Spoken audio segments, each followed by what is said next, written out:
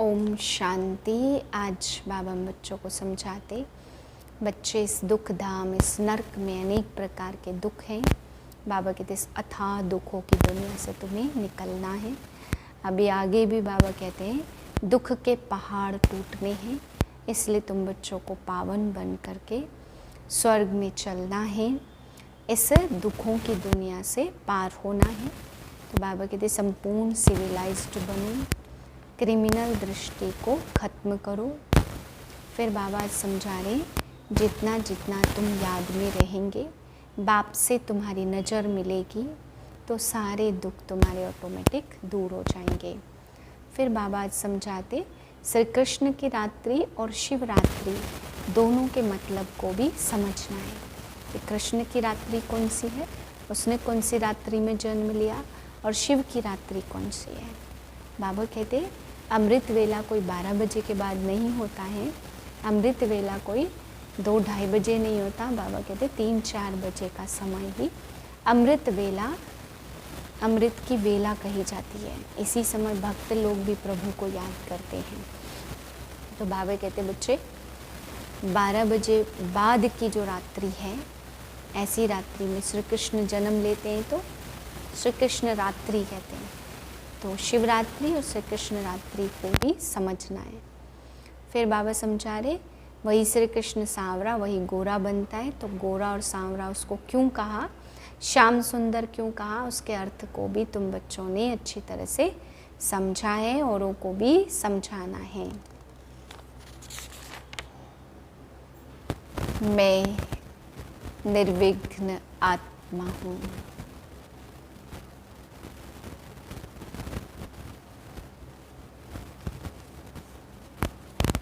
12/7/2024 के महावाक्य हैं। मीठे बच्चे, तुम्हें साहिबजादे सो सहजादे बनना है, इसलिए याद की यात्रा से अपने विकर्मों को भस्म करो। प्रश्न है किस एक विधि से तुम्हारे सब दुख दूर हो जाते हैं। उत्तर है जब तुम अपनी नज़र बाप की नज़र से मिलाते हो तो नज़र मिलने से तुम्हारे सब दुख दूर हो जाते हैं, क्योंकि अपने को आत्मा समझकर बाप को याद करने से सब पाप कट जाते हैं। यही है तुम्हारी याद की यात्रा। तुम देह के सब धर्म छोड़ बाप को याद करते हो, जिससे आत्मा सतो प्रधान बन जाती है। तुम सुख धाम के मालिक बन जाते हो। ओम शांति। शिव भगवानोवाच, अपने को आत्मा समझकर बैठो।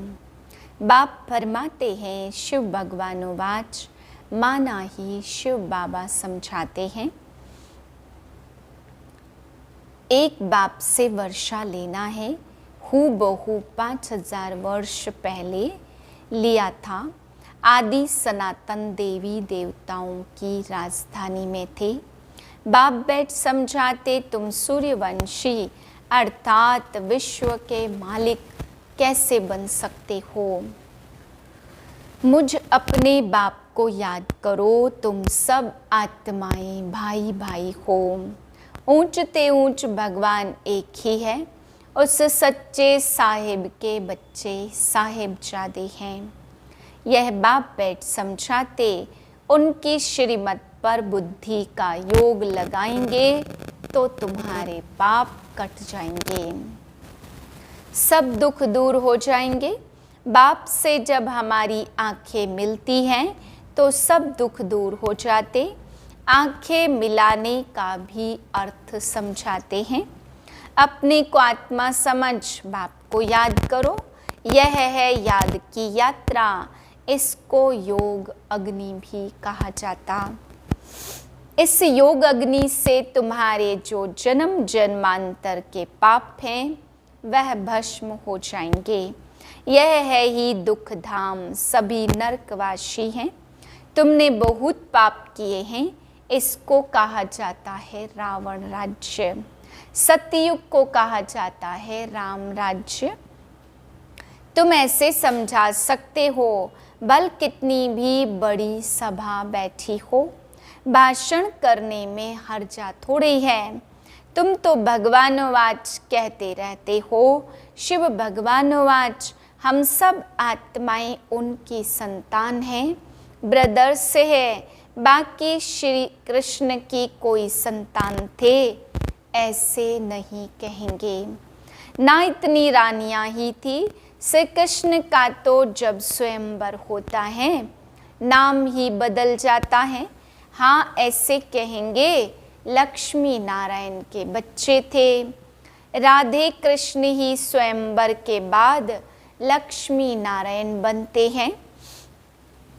तब एक बच्चा होता, फिर उनकी डिनाइस्टी चलती है। तुम बच्चों को अब माँ में कम याद करना है। देह के सब धर्म छोड़ो, बाप को याद करो तो तुम्हारे सब पाप कट जाएंगे। सतो प्रधान बन स्वर्ग में जाएंगे। स्वर्ग में कोई दुख होता नहीं है। नरक में अथाह दुख है, सुख का नाम निशान नहीं है। ऐसे युक्ति से बतलाना चाहिए। शिव भगवानोवाच, हे बच्चों, इस समय तुम आत्माएं पतित हो, अब पावन कैसे बनो? मुझे बुलाया ही है, हे पतित पावन आओ। पावन होते ही हैं सतयुग में और पतित होते हैं कलयुग में। कलयुग के बाद फिर सतयुग में जरूर आना है। नई दुनिया की स्थापना और पुरानी दुनिया का विनाश। गायन भी है ब्रह्मा द्वारा स्थापना। हम ब्रह्मा कुमार कुमारियाँ एडॉप्टेड चिल्ड्रन हैं। हम हैं ब्राह्मण चोटी, विराट रूप भी है ना, पहले ब्राह्मण जरूर बनना पड़े। ब्रह्मा भी ब्राह्मण हैं, देवताएं हैं ही सतयुग में। सतयुग में सदा सुख है, दुख का नाम नहीं है। कलयुग में अपरम अपार दुख है, सब दुखी हैं, ऐसा कोई नहीं होगा जिसको दुख ना हो। यह है ही रावण राज्य। यह रावण भारत का नंबर 1 दुश्मन है। हर एक में 5 विकार हैं। सतयुग में कोई विकार होते नहीं हैं।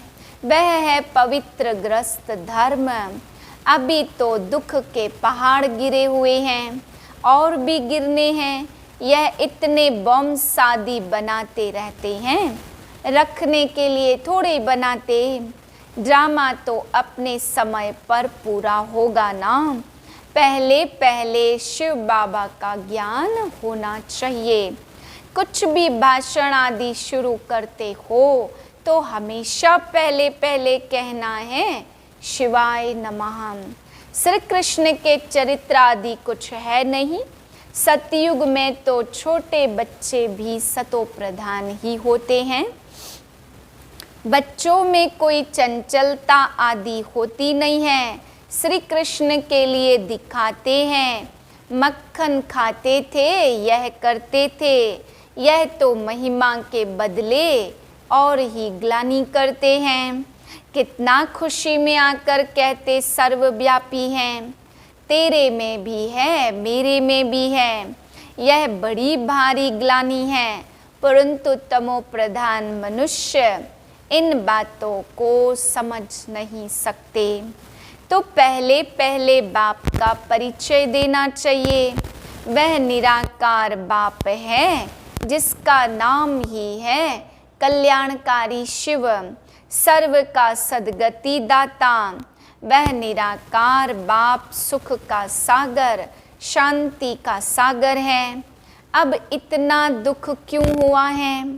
क्योंकि रावण राज्य है। रावण है सबका दुश्मन।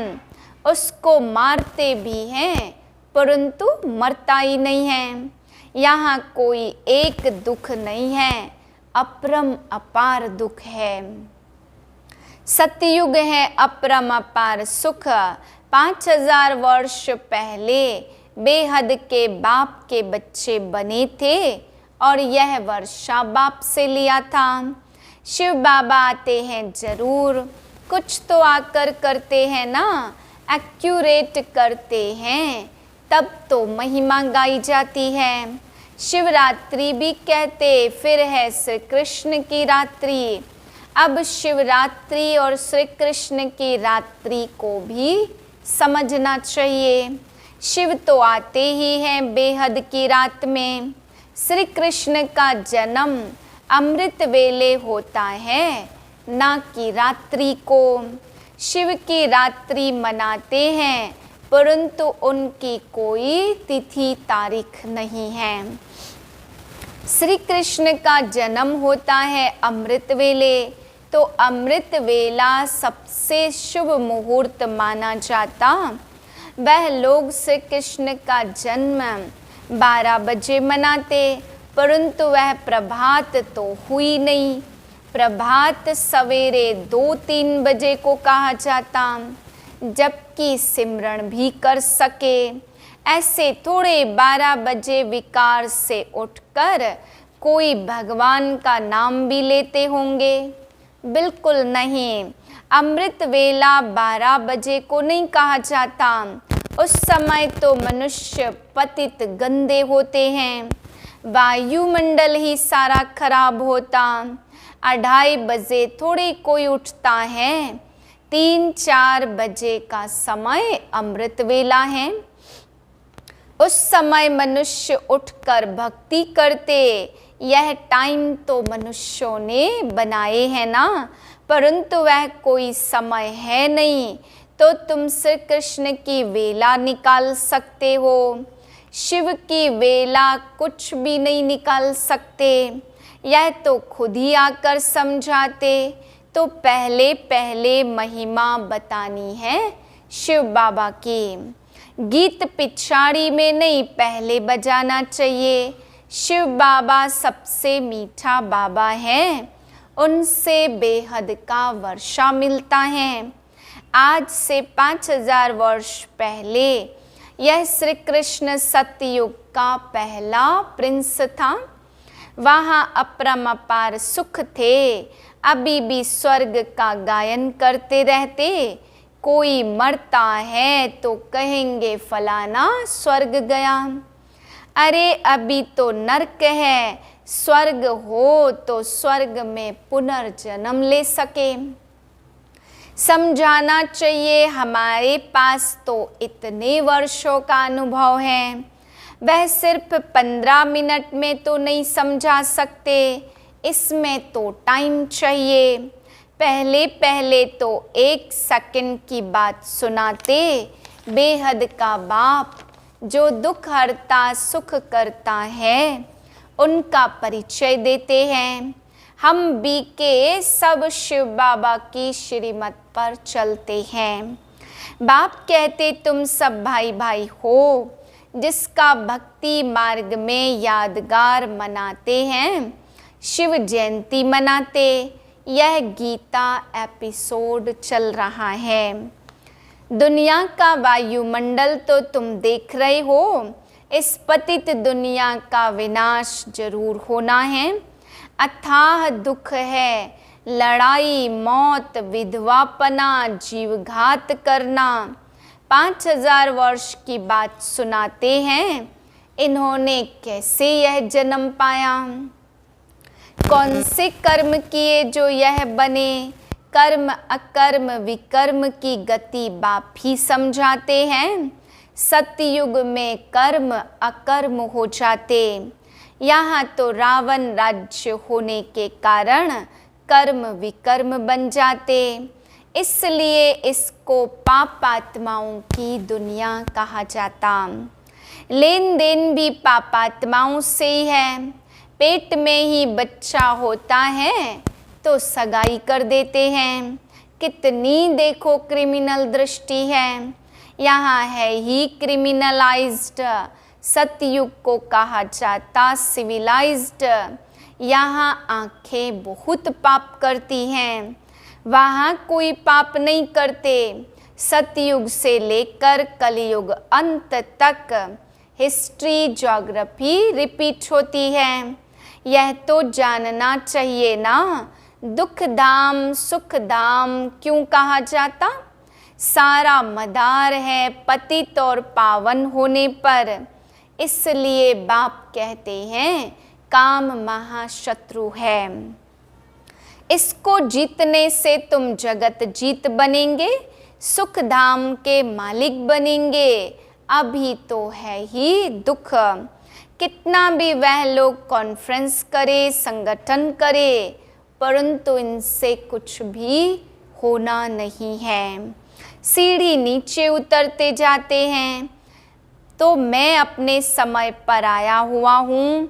यदा यदा हि धर्मस्य ग्लानिर्भवति भारत, इसका अर्थ भी नहीं जानते हैं। अभी सब तरफ 5 विकार, अपरम अपार दुख, अशांति है। जब तुम बिल्कुल तमो प्रधान पापात्मा बन जाते हो, तब मैं आता हूँ। मुझे तुम निमंत्रण देते हो कि इस पतित रावण की दुनिया में आओ, पतित शरीर में आओ। मुझे भी रथ तो चाहिए ना, पावन रथ तो चाहिए नहीं। रावण राज्य में है ही सब पतित, पावन कोई है नहीं। सब विकार से ही पैदा होते हैं। यह विशस वर्ल्ड है और वह है वाइसलेस वर्ल्ड। अब तुम तमो प्रधान से सतो प्रधान कैसे बनेंगे।